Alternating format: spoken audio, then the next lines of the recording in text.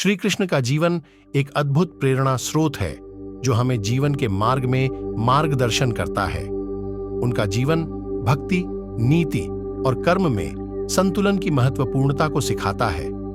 श्री कृष्ण ने अपने उपदेशों के माध्यम से हमें समझाया है कि हमें कर्म योग में समर्पित रहना चाहिए और कर्मों का परिपूर्णता से निर्बद्ध होकर चलना चाहिए। उनका जीवन हमें योग्यता, विवेक और समर्पण की अद्वितीय महत्वपूर्णता को दिखाता है।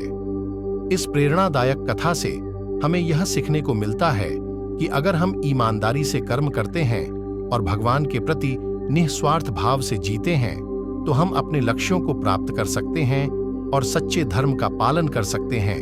गोकुल में बचपन से ही कृष्ण ने अपनी अद्भुत लीलाएं दिखाईं। एक दिन गोपियों ने अपने माखन की शिकायत करते हुए उनसे पूछा, क्यों चोरी करते हो इतना माखन? श्री कृष्ण मुस्कुराए और उन्हें समझाया, माखन की चोरी नहीं, तुम्हारी हंसी चुराता हूं। माखन का स्वाद तो इसमें है, लेकिन तुम्हारी मुस्कान में वास्तविक अर्थ है और अपनी राह में आने वाली चुनौतियों का सामना करना चाहिए।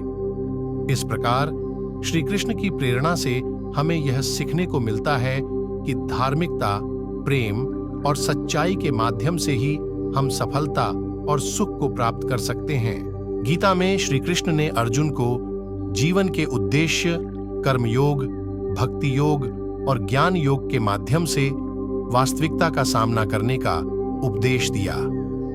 उन्होंने बताया कि कर्म करना हमारा कर्तव्य है, लेकिन हमें फल की आसक्ति से मुक्त होकर कर्म करना चाहिए।